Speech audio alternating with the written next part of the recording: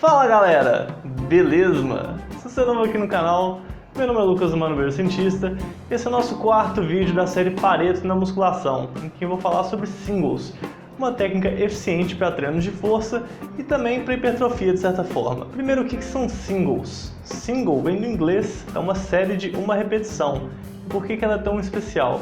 Porque quando você faz só uma repetição, você consegue levantar muito mais peso ou você consegue se cansar muito menos levantando o mesmo peso. Você se cansa bem menos levantando um peso uma vez do que 3 vezes, por exemplo. Então no supino, tirei a barra, desci, subi e guardei. Isso é um single. Vamos dar uma olhada então em que situações que levantar um peso muito pesado pode ser benéfico. Primeiro tem essa meta-análise que compara ganhos de força com volume de treino. Então, quanto que você ganha de força de acordo com o número de séries que você faz por semana. Lembrando que uma meta-análise é um estudo que pega vários estudos, agrupa os resultados deles e faz uma análise deles todos juntos para ter uma conclusão estatística mais confiável. Essa meta-análise aqui pegou estudos que o pessoal treinava 2 até 4 vezes por semana e tinha um grupo que fazia uma série de cada exercício quando treinava e outro grupo que fazia mais séries. Então tinha um grupo que fazia 2, 3, 4, 5 e até 8 séries. Então o volume de treino era até 8 vezes maior nos grupos que treinavam mais.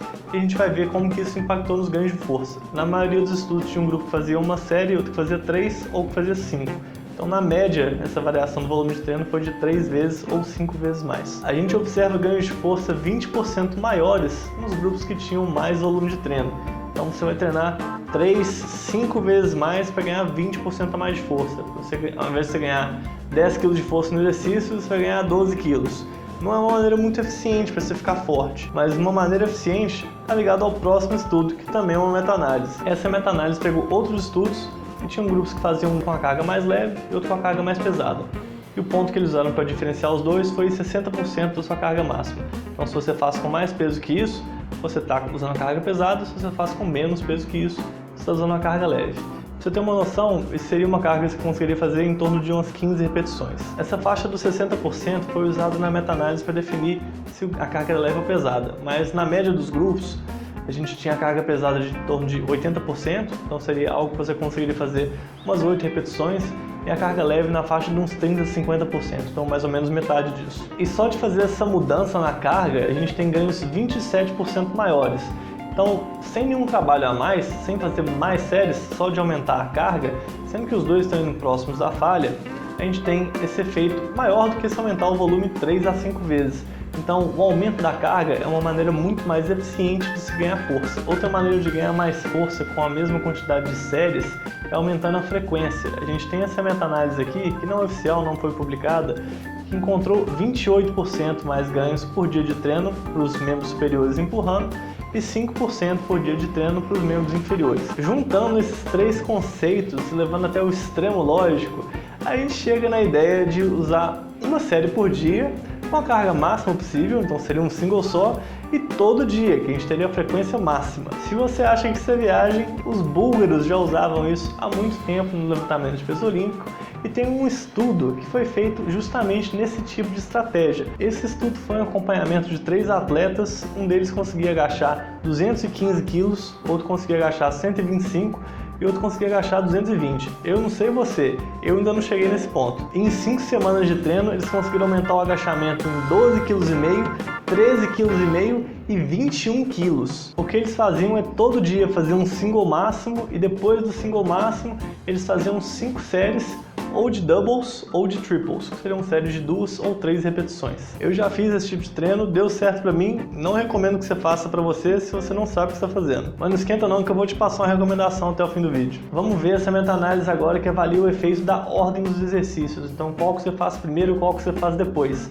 Ela encontra que para hipertrofia não tem diferença nenhuma, você tem a mesma hipertrofia, você faz um exercício primeiro ou um exercício depois. Só que para força tem sim diferença. Então o exercício que você faz primeiro, você vai ter ganhos maiores de força do que o exercício que você faz depois. Isso aí é um indicativo de quando é que você deve fazer os seus singles que você for fazer. A primeira coisa que você faz é fazer o single. Não faz primeiro os outros exercícios para depois fazer ele. Porque você quer priorizar ganhar força justamente no exercício que está fazendo ele. Outra vantagem de fazer o single primeiro é que ele não gera muita fadiga sistêmica, porque ele não tem muita demanda energética. É só uma repetição, então o trabalho é muito pequeno. Trabalho de física, né, que é força vezes distância. Uma distância de uma repetição só, o trabalho é baixo, então não gera fadiga sistêmica. Então, com isso, você não diminui a sua ativação muscular nos seus próximos exercícios. Se você quer saber mais sobre fadiga e ativação muscular, clica nessa playlist que eu falo mais sobre isso. E outra vantagem da gente fazer o single primeiro, antes de fazer as próximas séries do mesmo exercício, é ligado a dois mecanismos, um que a gente chama de PAP e outro chama de PAPE. É potenciação pós-ativação, ou Post-Activation Potentiation, e melhoria da performance pós-ativação, ou Post-Activation Performance Enhancement. Esses são dois fenômenos que a gente observa uma melhor performance depois de fazer um esforço grande. Então você pode levantar um peso grande ou ter uma contração explosiva e o seu próximo exercício tem uma performance melhor por ter feito esse exercício pesado ou explosivo antes. O primeiro deles, o PAP, resulta numa maior força na fibra muscular com uma ativação submáxima, ou seja, que você não está fazendo o esforço máximo. Isso aí não funciona tão bem para musculação, isso funciona mais para um exercício como o salto, por exemplo, que tem uma duração muito curta e que você não consegue gerar a sua força máxima. Ele também tem uma duração mais baixa, a meia-vida dele em torno de uns 28 segundos. Então você teria que fazer o exercício 1 minuto, 2 minutos no máximo depois de terminar o seu single para aproveitar disso. Só que não funciona tão bem para musculação. Mas o que funciona é o PAPE. O PAPE é um aumento na performance independente da ativação muscular. Então mesmo que você tenha ativação muscular máxima, você vai também ter esse aumento na performance. Ou seja, funciona melhor para musculação. Você só vai ter uma ativação muscular abaixo da máxima se você estiver levantando uma carga mais leve. Outra coisa que diferencia os dois tem a ver com o tempo deles. O PAPE começa a ser observado em torno de 4 minutos depois de fazer o exercício e até 15 minutos depois de fazer o exercício. Então você faz o single, tem bastante tempo para fazer as suas séries para se beneficiar dele. Mas o importante é, na prática, eu consigo observar essa diferença?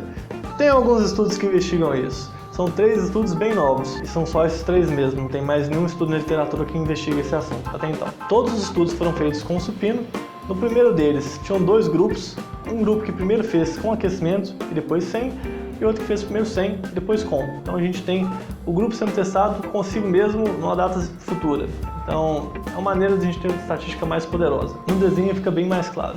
E a maneira que eles aqueceram foi fazer uma série de 3 repetições com 90% da carga máxima. E depois eles descansaram 10 minutos e fizeram 3 séries com 75% da carga máxima, fazendo o máximo de repetições possível. A gente encontra que quando os grupos fizeram esse aquecimento, tiveram esse PAPE, eles conseguiram fazer mais repetições do que quando não tiveram. A diferença é em torno de uma repetição por série. Não é lá muita coisa, mas é tipo uma creatina. Então é como se você tomasse creatina de graça, digamos assim. É uma forma de você ter mais hipertrofia muscular, porque você está fazendo mais repetições. Potencialmente, porque não foi investigado em nenhum estudo qual que é o efeito crônico disso, de você usar sempre essa estratégia, se você ganharia mais músculo. Mas provavelmente sim. Já nesse segundo estudo, o aquecimento foi feito com 3 séries de 3 com 85% da carga máxima. Então um pouquinho menos de peso, um pouco mais de séries, 4 minutos de descanso entre essas séries de aquecimento e depois as pessoas tiveram um descanso individualizado para si, baseado em perda de velocidade, que eles fizeram no teste anteriormente, isso não importa. E aí, depois desse descanso individualizado, eles fizeram as séries com 60% da carga máxima até a falha. E nesse caso, eles não encontraram esse benefício de fazer o aquecimento no número de repetições que você conseguiu fazer. Mas também não teve prejuízo. Mesmo você fazendo as 3 séries de 3, você conseguiu fazer as mesmas repetições depois. Então, é algo positivo, ou no máximo neutro. Nesse terceiro estudo, eles fizeram um aquecimento com 120% da carga máxima, só que só fazendo a fase excêntrica. Então você pega um peso que você não dá conta de levantar, desce ele, alguém tira de cima de você e depois você descansa. Descansaram 8 minutos e aí você faz a série com 60% da sua carga máxima. Nesse estudo, eles também encontraram esse benefício de conseguir fazer mais repetições depois de fazer esse aquecimento. Como essa área do PAPE para musculação não foi tão bem investigada, a gente só tem esses 3 estudos até hoje, mas aparentemente é algo positivo ou neutro e que pode ser aplicado também para hipertrofia, porque você consegue fazer mais repetições e provavelmente deve ganhar mais músculo com isso. Resumindo, se você quer ficar forte, não precisa de fazer muitas séries.